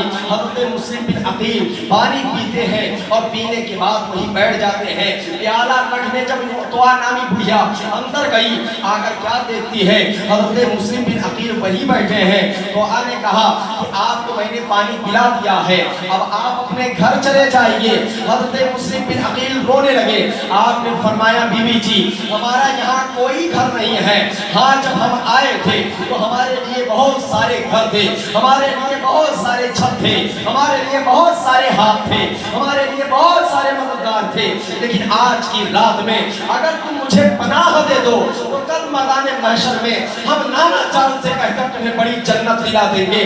یہ جملے تھے حضرت مسلم بن عقیل رضی اللہ تعالیٰ عنہ کو ان کے ایک مرتبہ درود پاک پڑھے تو اللہم صلی علی سیدنا صلو علیہ الصلوۃ والسلام قائم علیہ یا رسول اللہ یا حبیب اللہ صلی اللہ علیہ وسلم۔ حضرت مسلم بن عقیل نے جب یہ جواب دیا، اس بڑھیا نے کہا ٹھیک ہے، آپ فکر نہ کریں، آپ ہمارے گھر کے ایک کمرے میں آرام کریں۔ حضرت سیدنا مسلم بن عقیل اس کے گھر کے ایک کمرے میں چلے جاتے ہیں۔ اب اس بڑھیے کا لڑکا جب آتا ہے، آپ اس نے پوچھا کہ ماں آپ اس کمرے میں بار بار کیوں جاتی ہیں؟ بار بار اسرار کرنے پر گڑیا نے بتا دیا آخرکار کہ اس میں اہل بیت رسول کے خاندان کے ایک چشم چراغ جن کا نام مسلم بن عقیل ہے وہ آئے ہوئے ہیں۔ لڑکا شرابی تھا، بدکار تھا، نشے میں دھت تھا، یہاں تک کہ صبح کی سفیدی نمودار ہوئی، دارالعمارت میں پہنچ گیا اور جا کر کہا کہ جسے آپ تلاش کر رہے ہیں وہ ہمارے گھر میں آرام کر رہا ہے۔ اب ہوا یوں کہ محمد بن اشعث کو ایک دستہ دینے کے بعد میں دعا بڑھیا کے گھر پہ حملہ کروا دیا گیا۔ حضرت مسلم بن عقیل رضی اللہ تعالیٰ عنہ نے جب دیکھ لیا کہ کسی صورت بھی اب ان سے لڑے بغیر نہیں رہا جا سکتا تو آپ نے بھی تلوار سونھ لی اور تلوار میان سے باہر نکالی۔ میان سے باہر نکالنا تھا کہ سب کے سب پیچھے ہٹے۔ حضرت مسلم بن عقیل رضی اللہ تعالیٰ عنہ آخری وقت تک لڑتے رہے۔ آخرکار حالات یہ ہوئے کہ ایک کی تلوار لگی جس سے آپ کے اوپر کا ہونٹ کٹ گیا، آپ کا کان کٹ گیا اور دو سامنے کے دانت ٹوٹ گئے۔ حضرت مسلم بن عقیل رضی اللہ تعالیٰ عنہ کے سامنے محمد بن اشعث چلا کر کہتا ہے کہ آپ کے لیے امان ہے، آپ کے لیے امان ہے، آپ کے لیے امان ہے۔ جب اتنا کہنا تھا حضرت مسلم بن عقیل رضی اللہ تعالیٰ عنہ فرماتے ہیں اگر محمد بن اشعث انہیں امان ہمیں نہ دی ہوتی تو قسم ہے اس وحدہ لا شریک کی میرے جسم میں ایک بھی قطرہ اگر خون باقی رہتا تو تم سے ہم لڑتے رہتے۔ محمد بن اشعث نے کہا نہیں آپ تلوار نہ چلائیں، آپ کے لیے ہم امان دیتے ہیں۔ اس کے بعد میں آپ کو بگی میں بٹھایا گیا۔ سب سے پہلے آپ کے ساتھ دھوکہ یہ کیا گیا کہ آپ کے ساتھ جو تلوار تھی اسے چھین لیا گیا بگی میں بٹھاتے ہی۔ اس کے بعد دارالعمارت کے ساتھ لے جایا گیا۔ دارالعمارت کے اندر جب محمد بن اشعث پہنچتا ہے حضرت مسلم بن عقیل رضی اللہ تعالیٰ عنہ وہ وہاں سامنے عبید اللہ ابن زیاد کے رکھتا ہے۔ محمد بن اشعث کہتا ہے آپ حضرت مسلم بن عقیل کو کچھ نہ کہیں اس لیے کہ ہم نے امان دی ہے۔ عبید اللہ ابن زیاد چلا کر کہتا ہے ابے مردود تو کون ہوتا ہے امان دینے والا؟ میں جسے امان دوں گا وہ امان پائے گا۔ عبید اللہ ابن زیاد ایک ظالم اور نابکار بدکار شخص تھا۔ حضرت مسلم بن عقیل رضی اللہ تعالیٰ عنہ سے مخاطب ہوتا ہے اور کہتا ہے تمہیں سلام کرنا نہیں آتا ہے؟ حضرت مسلم بن عقیل کہتے ہیں اگر تم نے آج ہمیں جو ہے امان دے دی تو آج کے بعد بہت سارے دن ایسے آنے والے ہیں جو ہمارے تمہارے درمیان سلام و کلام ہوتے رہیں گے۔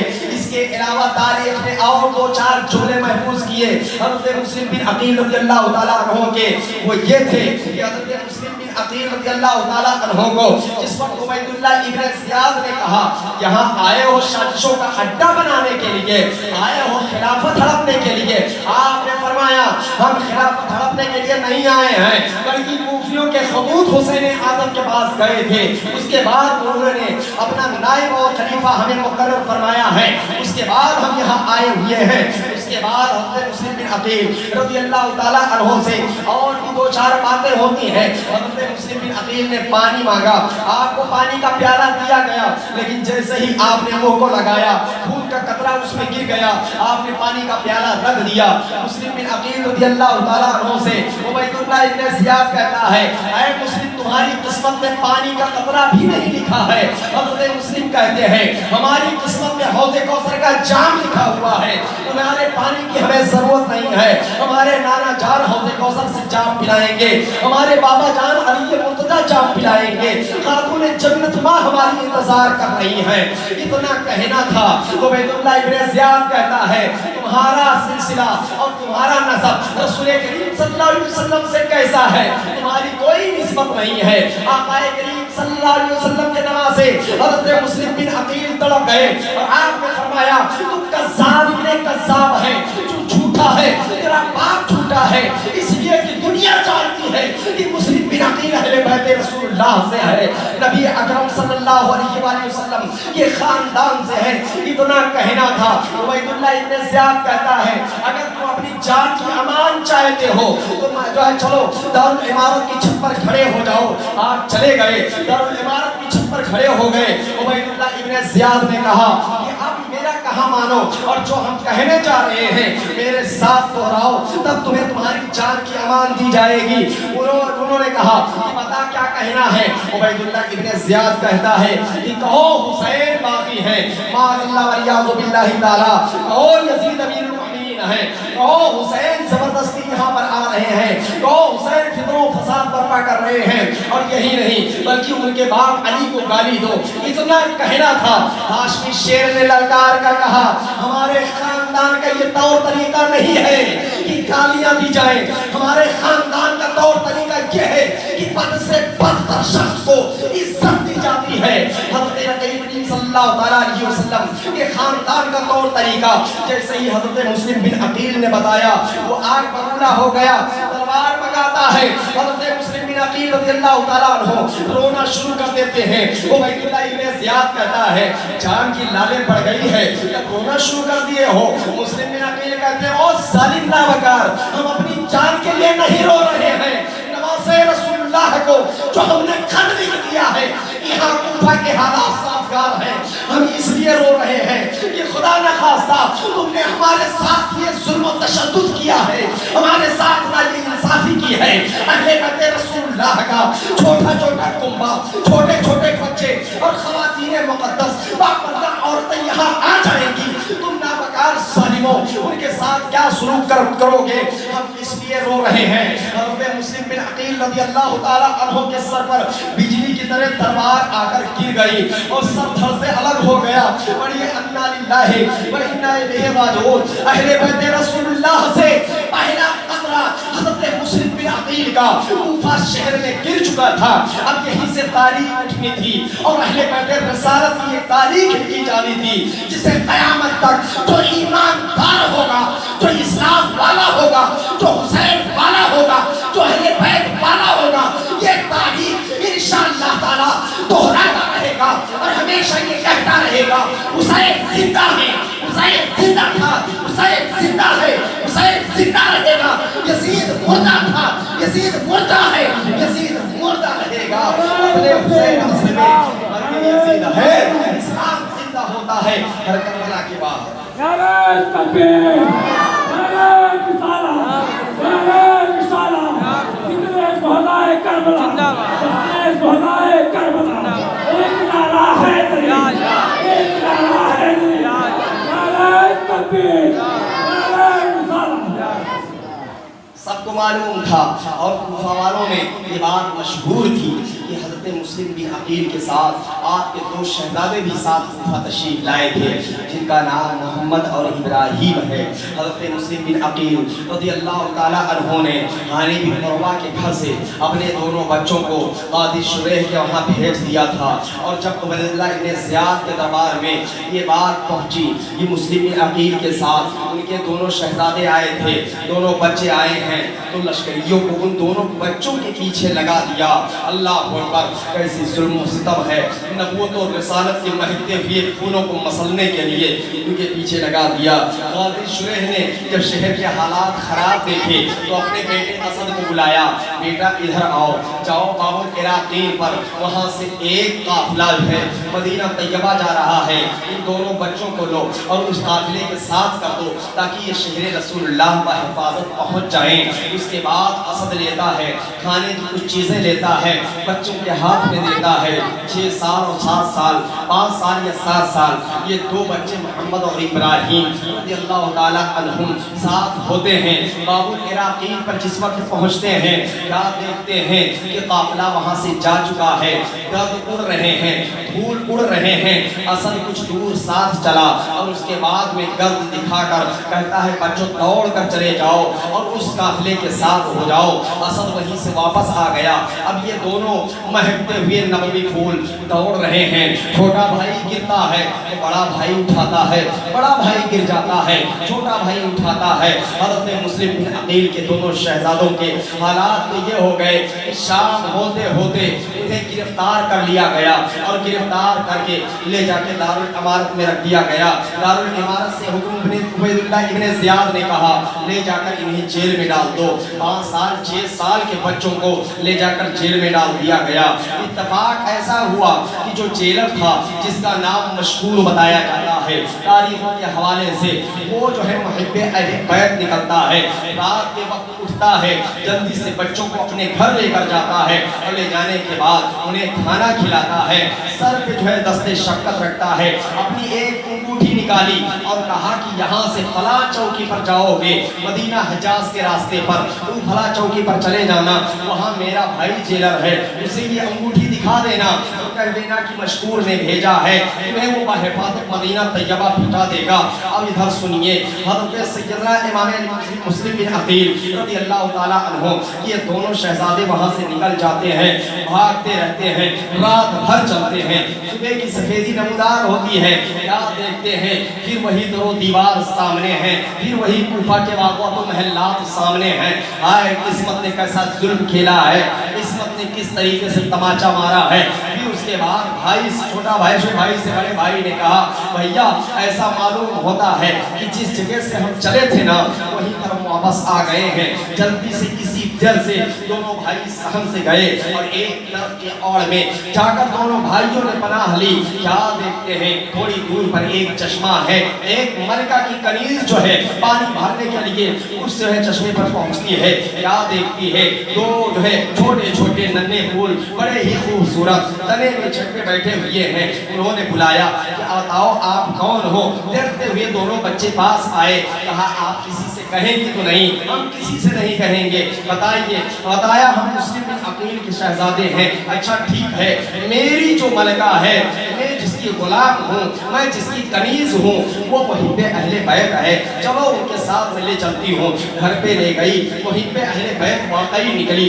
بچوں کو کھلایا پلایا، آرام سے ایک کمرے میں لے جا کر آرام کر دیا۔ تھے ہی دونوں بچے سو گئے۔ رات ہوئی، اللہ اکبر، رات کی تاریکی میں دونوں بچے آپس میں گلے مل کر رونا شروع کر دیتے ہیں۔ آواز آتی ہے، اب اس کے بیٹے نے پوچھا، اس ملکہ کے بیٹے نے پوچھا کہ ماں یہ آواز کہاں سے آ رہی ہے؟ ماں نے کہا بیٹا پڑوسی کی آواز ہوگی، تم سو جاؤ، جس کا نام تاریخ میں حارث بتایا جاتا ہے۔ جب اس نے کہا ماں ایسا مجھے محسوس ہوتا ہے کہ ہمارے گھر سے آواز آ رہی ہے، اس کی ماں نے کہا بیٹا جانے دے، کیوں اس آواز کے چکر میں پڑتا ہے؟ آخرکار ہوا یوں کہ اس نے تالا توڑ دیا۔ کیا دیکھتا ہے کہ حضرت مسلم بن عقیل کے بچوں کو جنہیں ہم تلاش کر رہے تھے، حارث بدبخت کہتا ہے تمہاری تلاش میں ہمارا گھوڑا آج مر گیا دوڑتے دوڑتے، اور تم ہمارے گھر میں چھپے بیٹھے ہو۔ جلدی سے بال پکڑتا ہے اور اس کے بعد میں باہر کی طرف کھینچنا شروع کر دیتا ہے۔ حضرت مسلم بن عقیل رضی اللہ تعالیٰ عنہ یہ دونوں شہزادے صحن سے جاتے ہیں۔ آپ کے دونوں بچے جو ہیں ڈرتے ہوئے آپ کے اوپر بتاتے ہوئے کہتے ہیں اگر آپ ہمیں یہاں چھوڑ دیں گے تو کل محشر میں آپ کے لیے بڑی ہی بھلائی ہوگی، ہم اہل بیت نبوت سے ہیں۔ اس کے بعد میں لات گھوسا مارنے کے بعد اس بدبخت نے پھر ان دونوں بچوں کو اسی کمرے میں بند کیا، دوسرا تالا لا کر لگا دیا جس کی چابی اپنے پاس رکھی۔ صبح کی سفیدی نمودار ہوئی،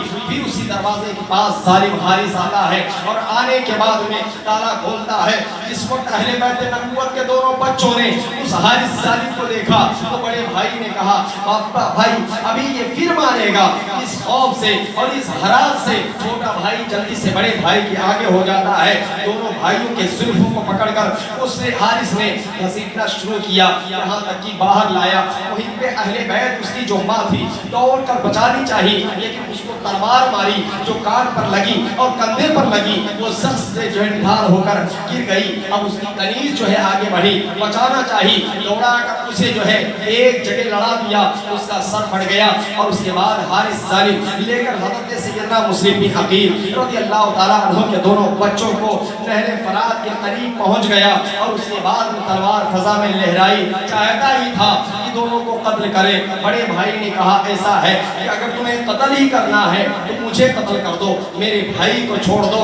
इतना कहना था, छोटा जल्दी से गले लग जाता है, कहता नहीं भाईजान, हम आपके बगैर इस जुल्म वाले शहर में नहीं रह सकते हैं। अगर कत्ल ही करना है तो मुझे कत्ल करो, मेरे बड़े भाई को मदीना तैयबा भेज दो ताकि यहाँ के हालात मालूम हो जाएं। आक़ाए करीम सल्लल्लाहु अलैहि वसल्लम के खानदान पर किस तरीके से जुल्म और तशद्दुद हुए हैं। इसके बाद में हारिस ने कहा बड़ी जल्दी है तुम्हें मरने की। कहा हाँ हमें मरने की जल्दी है और हम मरते नहीं हैं, जिंदा हो जाते हैं। जो मरते हैं के नाम पर अल्लाह अल्लाह मौत को इसने मसीहा कर दिया। सल्लल्लाहु अलैहि वसल्लम के खानदान से हैं, हम मरते नहीं हैं। उसके बाद में हारिस ने फिजा में तलवार लहराई और एक झटके में दोनों बच्चों की गर्दनों को अलग कर दिया। हज़रत मुस्लिम बिन अकील रज़ियल्लाहु ताला अन्हु ये दोनों नन्हे मुन्ने फूल खानदार नबुव्वत के महकते हुए फूलों को कूफा में रगड़ दिया गया, मसल दिया गया। पढ़िए इन्ना लिल्लाहि व इन्ना इलैहि राजिऊन। दुरूद पाक अल्लाहुम्मा सल्ली सय्यदना शफीअना हबीबना मौलाना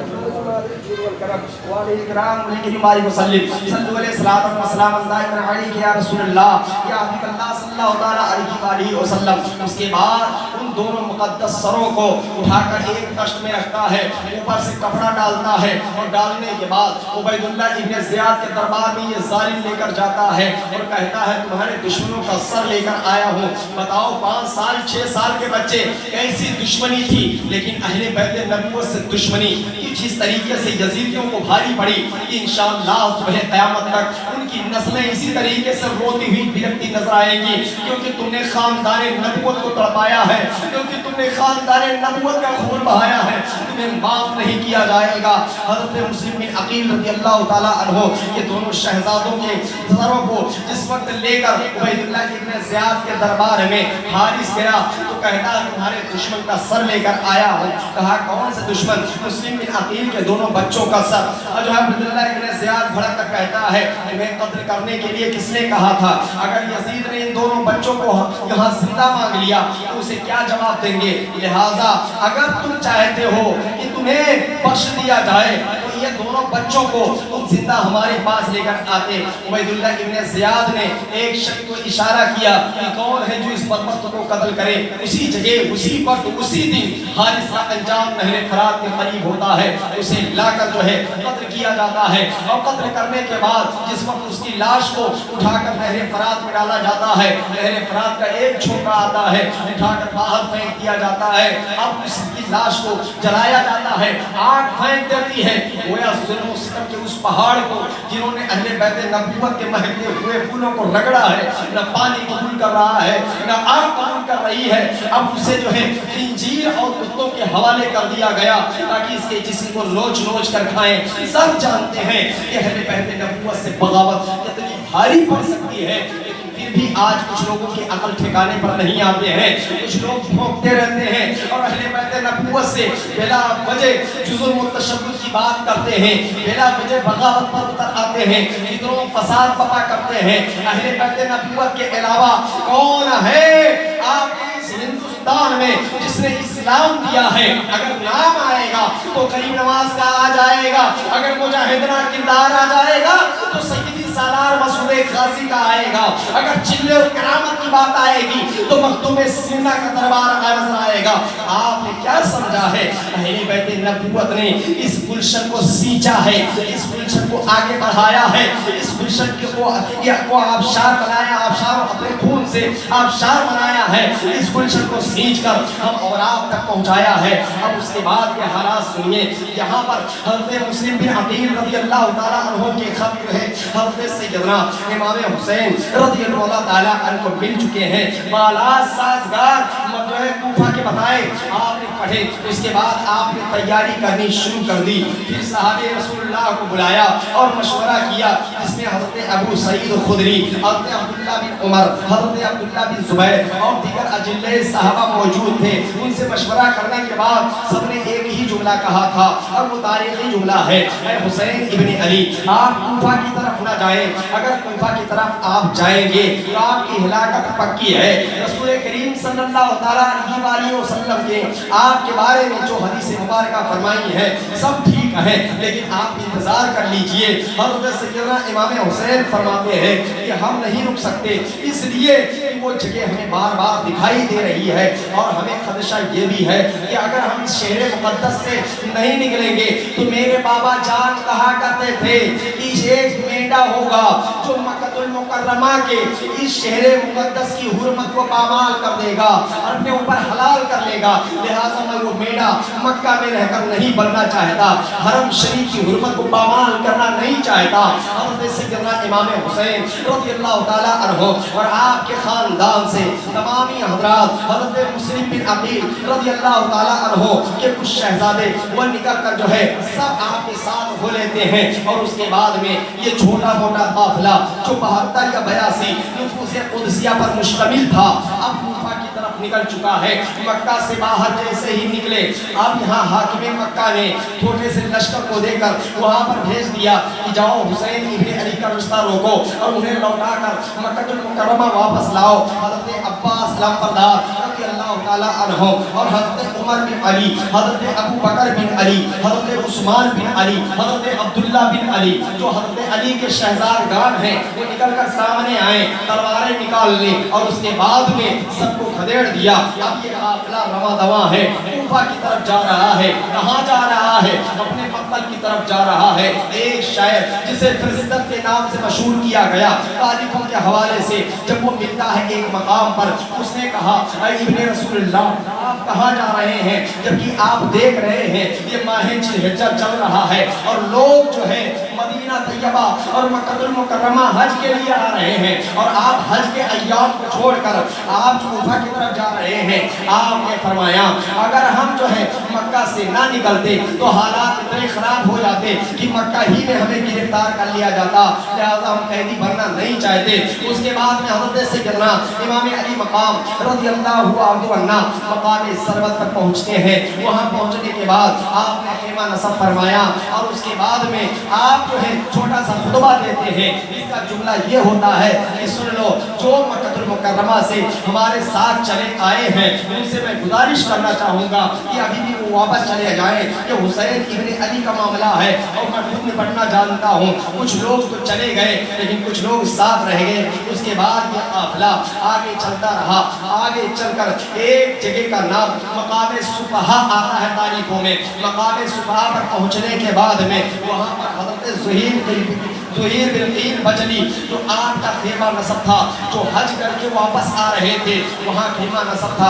آپ نے پوچھا یہ کس کا قافلہ ہے؟ بتایا گیا یہ حضرت زہیر بن قین بجلی کا قافلہ ہے. اور اس کے بعد میں آپ نے فرمایا انہیں بلایا جائے. انہیں بلایا جاتا ہے لیکن وہ کہتے ہیں کہ ہم نہیں جائیں گے. حضرت زہیر بن قین بجلی کی بیوی اس وقت بیٹھی ہوئی تھی. ادھر دیکھیے ادھر دیکھیے ادھر دیکھیے ہماری طرف دیکھیے ورنہ باتیں نکل جائیں گی تو پھر ذہن کام نہیں کرے گا. حضرت زہیر بن قین بجلی کی بیوی کہتی ہے خوب ہے ابن رسول اللہ آپ کو بلا رہے ہیں اور آپ کہہ رہے ہیں نہیں جائیں گے. اب اتنا غیرت مندانہ جملہ سننے کے بعد میں وہ بھی جو ہے حضرت سیدنا امام حسین کی بارگاہ میں حضرت زہیر بن قین بجلی آتے ہیں اور اس کے بعد پوچھتے ہیں یا ابن رسول اللہ آپ کہاں جا رہے ہیں؟ بتایا گیا ہم کوفہ کی طرف جا رہے ہیں.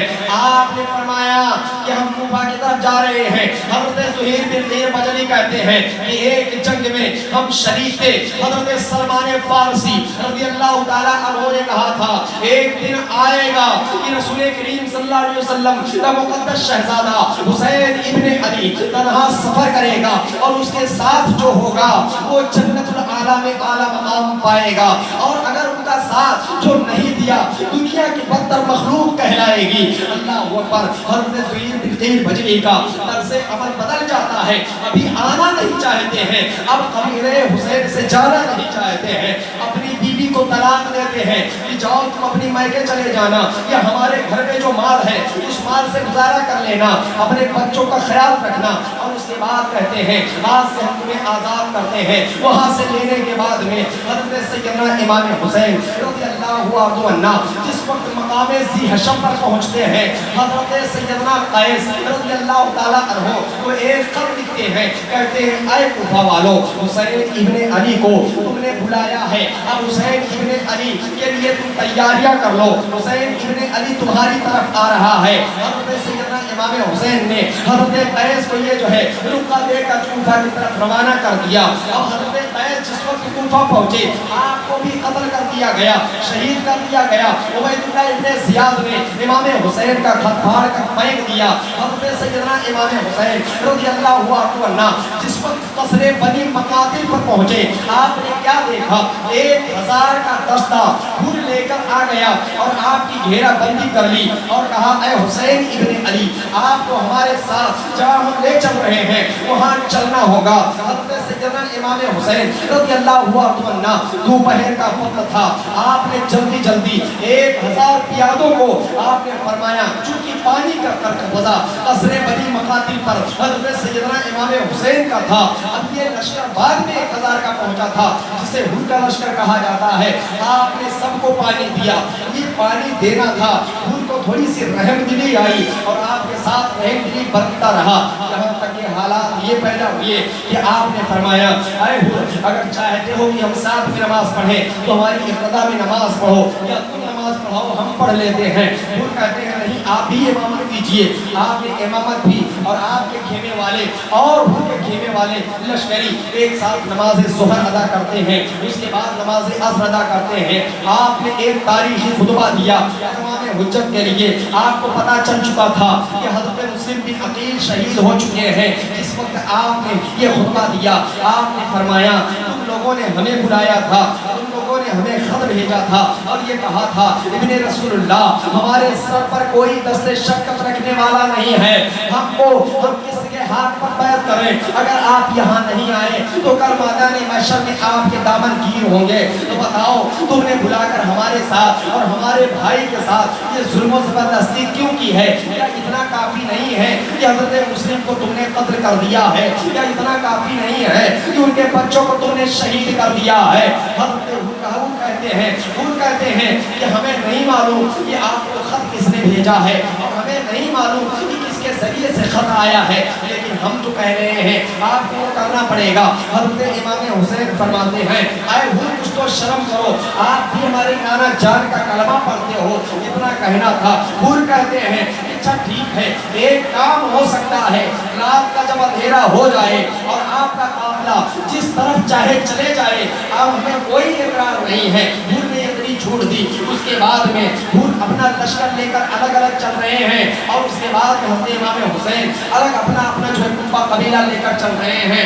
رات گزر گئی، ہور کا لشکر کہاں گیا پتہ نہ چلا، لیکن جب صبح کی سفیدی نمودار ہوئی تو ایک بھیانک وادی نظر آئی، اب پھر ہور کا دستہ نظر آیا اور پھیر کر حضرت سیدنا امام حسین رضی اللہ عنہ کو ایک میدان میں روکنے کی کوشش کی گئی۔ حضرت سیدنا امام علی مقام رضی اللہ عنہ نے فرمایا ذرا سا کسی گاؤں کے قریب ہو جانے دو، یہ پاس میں غازیہ گاؤں ہے، اس گاؤں میں ہمیں چلے جانے دو، یا ہمیں نہر فرات سے قریب ہو جانے دو تاکہ پانی لینے میں آسانی ہو، یا ہمیں کوفہ شہر میں چلے جانے دو۔ حضرت سیدنا امام حسین نے جب اتنا فرمایا تو ہور نے کہا کہ ہم تمہیں کہیں نہیں جانے دیں گے، عبید اللہ ابن زیاد کا حکم ہے کہ آپ کو چٹیل میدان میں آپ کا خیمہ نصب کیا جائے۔ اس کے بعد میں حضرت سیدنا امام حسین رضی اللہ عنہ نے فرمایا کہ بتاؤ اس زمین زمین کا نام کیا ہے؟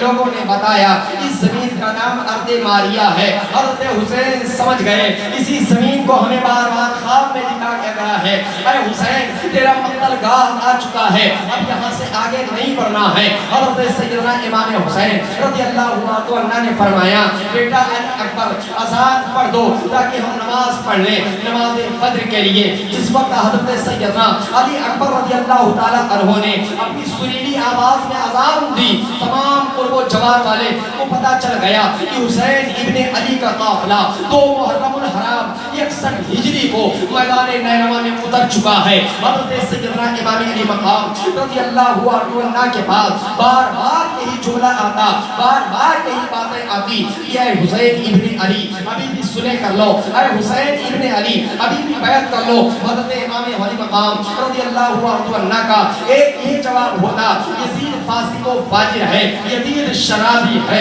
یزید تاریک نماز ہے۔ آپ رضی اللہ تعالیٰ عنہ جو یزید سے لڑ رہے تھے وہ کس لیے لڑ رہے تھے؟ اس لیے لڑ رہے تھے کہ یزید فاسق ہے، یزید تاریک نماز ہے، یزید دین میں روشنا ڈالنے والا ہے، یزید دین کو پامال کرنے والا ہے، یزید کی حرمت، یزید جو ہے قرآن کی حرمت کو پامال کرنے والا ہے، یزید نمازوں کو چھوڑتا ہے، یزید شراب پینا جائز قرار دے رکھا ہے، یزید نے بہن بھائیوں میں رشتہ جائز قرار دے رکھا ہے۔ یہ لڑائی تھی حضرت سیدنا امام حسین رضی اللہ عنہ کی۔ اب جو لوگ یہ کہتے ہیں کہ حسین لڑنے کے لیے گئے تھے، ہم کہنا چاہتے ہیں اگر حسین لڑنے کے لیے جاتے تو حضرت ابو سعید خدری کہہ رہے تھے لشکر آپ کے ساتھ جائے، حسین نے منع کیا تھا۔ لہذا اے دوستو، اے بزرگو، آپ حضرات سے گزارش ہے کہ آپ اسے جنگ نہ سمجھیں بلکہ اس پہ کو ظلم اور جبر سمجھیں۔ نبی کریم صلی اللہ علیہ وسلم کے خاندان کو بلا کر وہاں پر ظلم و تشدد کے پہاڑ توڑے گئے۔ اللہ تبارک و تعالیٰ ان کی نسلوں کو کبھی معاف نہیں فرمائے گا اور ہمیشہ یزیدی روتے ہوئے نظر آئیں گے۔ اب 2 محرم الحرام 61 ہجری کو سیدنا امام حسین شہید محبت شہدائے کربلا حضرت سیدنا امام علی مقام رضی اللہ عنہ کا قافلہ میدان نینوا میں اتر گیا۔ یہاں تک کہ 2 محرم الحرام سے لے کر 7 محرم الحرام تک معاملات ٹھیک تھے، پانی مل جایا کرتا تھا تھوڑا موڑا، لیکن حالات اتنے بگڑے کہ 500 کا دستہ جو ہے 500 کا دستہ نہر فرات پر بٹھا دیا گیا۔ 7 محرم الحرام شریف سے حسین خیمہ حسینی میں ایک بوند پانی نہ جانے پائے۔ ایک رات جو ہے حضرت سیدنا امام علی مقام رضی اللہ عنہ نے اپنے خیمے والوں کو بلایا اور آپ نے فرمایا اے لوگوں، بہت سارے لوگ ہماری مدد کے لیے آئے ہو اور یہاں پر ہمارے ساتھ شرمندگی میں چلے آئے ہو، تو اب چاہتے ہو تو ہمیں اجازت دے رہے ہیں، جاؤ جس طرف جانا چاہتے ہو جاؤ، چلے جاؤ۔ حضرت سیدنا امام علی مقام رضی اللہ عنہ نے اتنا فرمایا، سب ساتھیوں نے ایک ہی جواب دیا، حسین ابن علی اب آپ کا ساتھ نہیں چھوڑیں گے، اگر آپ کا پسینہ بہے گا تو آپ کے غلام کا خون بہے گا۔ یہ آپ کے ساتھیوں کا استقلال تھا۔ گاندھی کیا کہتا ہے جو ہماری نوٹوں پر چھپتا ہے؟ کہتا ہے کہ اگر حسین ابن علی کی طرح اگر ہمارے پاس 72 نوجوان ہوتے تو ہم آزادی بہت پہلے حاصل کر لیتے۔ یہ ایک غیر کا جملہ ہے، لیکن اپنوں کا جملہ کیا ہوتا ہے کہ حسین باغی تھے معاذ اللہ، کیسا مسلمان ہے، اپنے ایمان کا جائزہ لے، کیسا ایمان والا ہے، کیسا اسلام والا ہے، اپنے اسلام کا جائزہ لے۔ حضرت سیدنا امام علی مقام رضی اللہ عنہ کے مقابل میں جس شخص کو لایا گیا وہ بھی کوئی معمولی شخص نہ تھا، عمرو بن سعد تھا جو حضرت سعد بن ابی وقاص رضی اللہ تعالیٰ عنہ کا لڑکا تھا۔ اسے اس لیے بلایا گیا تھا کہ یہ قریب دار ہے، اگر اس سے لڑا دیا گیا تو پھر کوئی اعتراض کرنے والا نہ ہوگا۔ اس کے بعد میں عمرو بن سعد کو جس وقت جو ہے وہ خراسان کی طرف جا رہا تھا 5000 کا دستہ لے کر اسے وہاں خط دے کر بلایا گیا کہ آؤ پہلے حسین ابن علی سے نپٹو، اس کے بعد اس طرف جاؤ۔ جب یہ عبید اللہ ابن زیاد کے دربار میں پہنچتا ہے، اس نے کہا کس لیے ہمیں بھیج رہا ہے، کس کے مقابلے میں ہمیں بھیج رہا ہے؟ یہ نماز رسول اللہ ہے، ہم ان کے مقابلے میں نہیں جائیں گے۔ عبید اللہ ابن زیاد نے کہا اگر ان کے मुकाबले में नहीं चाहते हो तो रे की हुकूमत छोड़ दो। ये रे उसी का नाम है जिसका आजकल नाम तेहरान है, जो शहर ईरान का एक शहर है। अल्लाह के नबी सल्लल्लाहु अलैहि वसल्लम के मुकद्दस निवासे के मुकाबले में जिस सोचने के बाद कहता है लालची कुत्ता ठीक है हम जाने के लिए तैयार हैं। उसके बाद में अमर बिन साद को 5000 का दस्ता देकर ताज़ा दम मैदान नैनवा में भेज दिया गया। आक़ाए करीम सल्लल्लाहु अलैहि वसल्लम के निवासे ने हज़रत अब्बास लंबरदार से पूछा कि जाओ देखो इससे पूछो कि आखिर 5000 का दस्ता लेकर आया है, इसका मकसद क्या है। आप गए, आपने पूछा हुसैन इब्ने अली ने भेजा है और इसलिए भेजा है कि तुम्हें पूछने के लिए कि 5000 का दस्ता लेकर तुम आए हो, इस मकसद से आए हो, तुम्हारा मंशा क्या है। आप मुझसे लड़ने के लिए आए हैं। कहा अगर बातचीत से काम बन जाए तो। उसके बाद हुसैन इब्ने अली ने अमर बिन साद को बुलाया और बुलाने के बाद रात भर दोनों हज़रात बैठे रहे। ये 7वें मुहर्रम की बात है, पानी बंद हो चुका है। रात में हुसैन इब्ने अली अमर बिन साद बैठे हुए हैं। यहाँ पर तारीख ने जो 3 जुमले नोट किए वो 3 जुमले काबिले गौर हैं। पहला जुमला ये कि हम जिस जगह से आए हैं ये हुसैन इब्ने अली का जुमला है, हम जिस जगह से आए हैं हमें उसी जगह वापस चले जाने दिया जाए। या दूसरा जुमला ये है कि दमिश्क हमें बराहे रास्त यजीद से बात की करने दिया जाए और उसके बाद जाने दिया जाए। तीसरा जुमला जो था हज़रत सैयदना इमाम हुसैन का वो ये था मुल्क की किसी सरहदी पर जानकर हमें अपनी जिंदगी बची हुई गुजारने दिया जाए। ये हुसैन इब्ने अली ने जहन्नम से बचाने का यजीदियों को 3 मौके दिए थे, लेकिन वो भी मौके हुसैन इब्ने अली ने देने के बावजूद यजीदियों ने गवा दिए। आज रो रहे हैं तो रोना तुम्हारा मुकद्दर है। फातिमा के लालों को तुमने रुलाया है तो क़यामत तुम्हारी नस्लें रोती होगी नजर आएगी।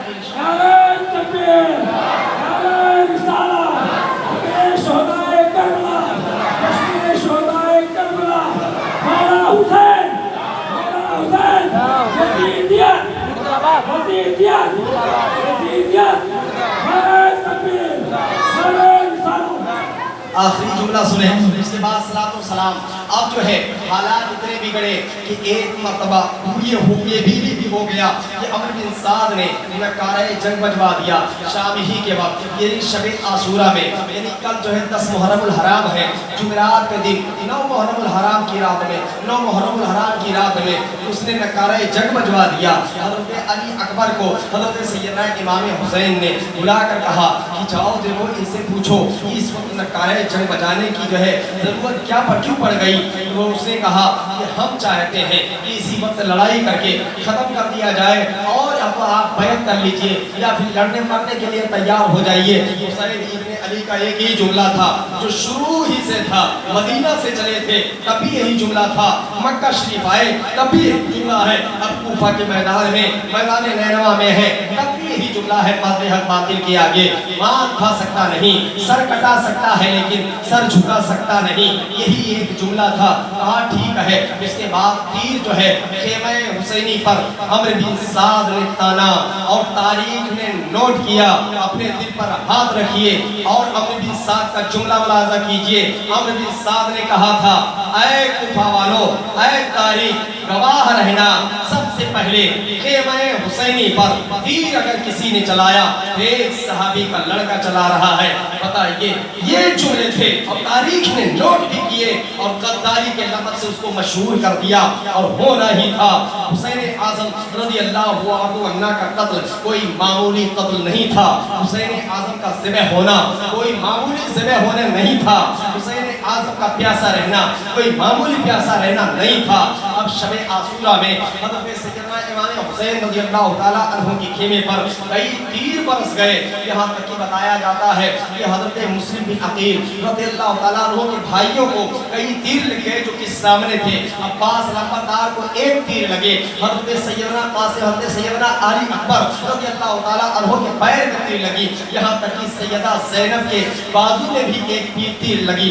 यहाँ तक बताया जाता है ये तीर जब लगी इमाम अली मक़ाम रज़ियल्लाहु ताला अन्हु ने कहला भेजा کہ آج رات کی ہمیں مہلت دی جائے تاکہ اللہ کی بارگاہ میں ہم دل کھول کر عبادت کر لیں، اللہ تبارک و تعالیٰ کی بارگاہ میں دل کھول کر ہم توبہ استغفار کر لیں۔ عمرو بن سعد مان گیا اور اس کے بعد حضرت سیدنا امام علی مقام پے کرے صبر و رضا، امام علی مقام شہید محبت حقوق رسول ریحانت الرسول حضرت شہید اعظم رضی اللہ تعالیٰ عنہ اپنے خیمے کی طرف آتے ہیں، تمام ساتھیوں کو اکٹھا کرتے ہیں۔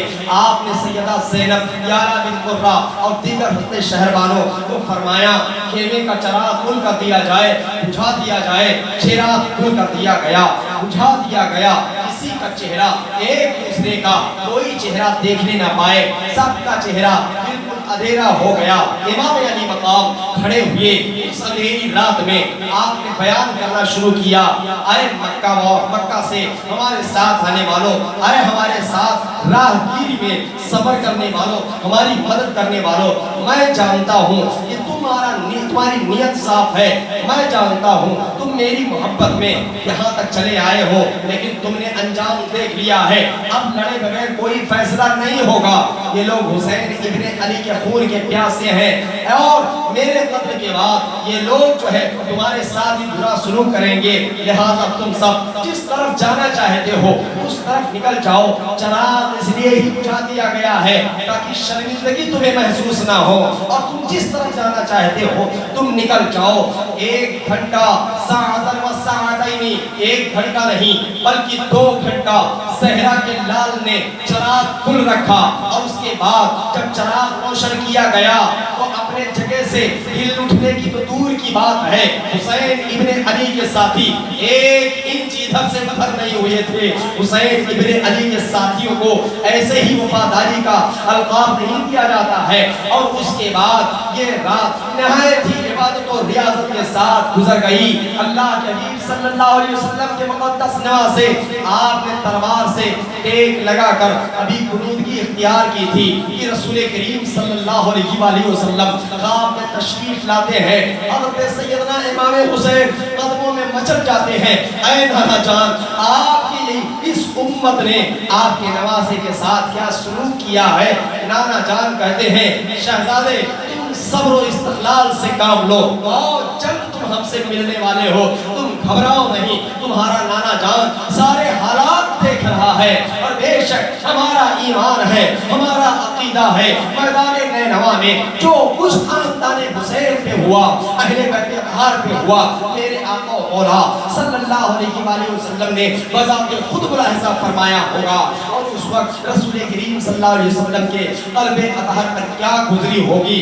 10ویں صبح اب سبیدی ربیدار ہوتی ہے اور نکارے جنگ بجا دیا جاتا ہے، اور سارے اہل محبت ان کے جو تھے وہ سب اکٹھا کر لیے گئے۔ 22,000 کا لشکر زرار میدان نینوا میں اتار دیا گیا۔ اس کے مقابلے میں سب جانتے تھے کہ حسین ابن علی کو حسین ابن علی سے لڑنا اتنا آسان نہیں ہے۔ دنیا کے کسی اور شخص اگر چاروں رستم ہوتے ان سے لڑنا آسان تھا، یہ دگنا تگنا بلکہ چوگنا 100 گنا سے زیادہ 72 کے مقابلے میں 22,000 لایا گیا، اور اس کے بعد میں اس سے بڑی شرمندگی کی بات اور کیا ہو سکتی ہے؟ اس سے بڑی تاریخ جو ہے لعنت ملامت یزیدیوں کو کر سکتی ہے، اور کیا ہو سکتا ہے؟ حضرت سیدنا امام علی مقام رضی اللہ عنہ نہ تو گھبرائے اور نہ ہی پریشان ہوئے۔ 10ویں صبح ہو گئی ہے، 3 دن گزر چکا ہے، اہل بیت نبوت پر پانی بند کر دیا گیا ہے۔ حضرت شہربانوں بھی پیاسی ہیں، حضرت سکینہ بھی پیاسی ہے، یارا بن مرہ جو حضرت سیدنا علی اصغر رضی اللہ تعالیٰ عنہ کی والدہ تھی وہ بھی پیاسی ہے۔ یہاں تک تاریخ میں آتا ہے جب سورج سوا نیزے پر چڑھ گیا اور اس تپش میں جہاں ریگستان ہے، اس تپش میں جہاں سورج تیزی کے ساتھ اپنی شعاؤں کو لوگوں کے چہروں پر ڈال رہا ہوتا ہے، اوپر سے 3 دن کے بھوکے ہیں، 3 دن کے پیاسے ہیں، بے 11 مددگار لا کر ایک میدان میں چھوڑ دیا گیا ہے۔ انشاءاللہ تعالی کل سے یہی بیان ہوگا۔ قتل حسین اصل میں مرگ یزید ہے، اسلام زندہ ہوتا ہے۔ اے کربلا کے بعد اے دل بگیر دامن سلطان اولیاء یعنی حسین ابن علی جان اولیاء اس صبح سے ہو بیان مدح خان اہل بیت مدح موئے مصطفیٰ ہے مدح خان اہل بیت ان کی باقی کا خدائے پاک کرتا ہے بیان آیت تطہیر سے ظاہر شان اہل بیت بے اجازت ان کے گھر جبریل بھی آتے نہیں قدر والے جانتے ہیں اس و شان اہل بیت حسن کا میدان بنا ہے جلوہ گاہ حسن و عشق کربلا میں ہو رہا ہے امتحان اہل بیت پورے کرتی ہے عروسان شہادت کا سنگار پورے کرتی ہے عروسان شہادت کا سنگار خوبرو دلہا بنا ہے ہر جوان اہل بیت اے شباب فضل گل یہ چل گئی کیسی ہوا کٹ رہا ہے لہلاتا بوستان اہل بیت سر کٹانا گھر کٹانا کوئی اس سے سیکھ جائے جانے عالم ہو پھیلا اے خاندان اہل بیت اے ادب گستاخ کتے کو سنا دے اے حسن یوں کہا کرتے ہیں سنی راستان اہل بیت. السلام لبیک یا حسین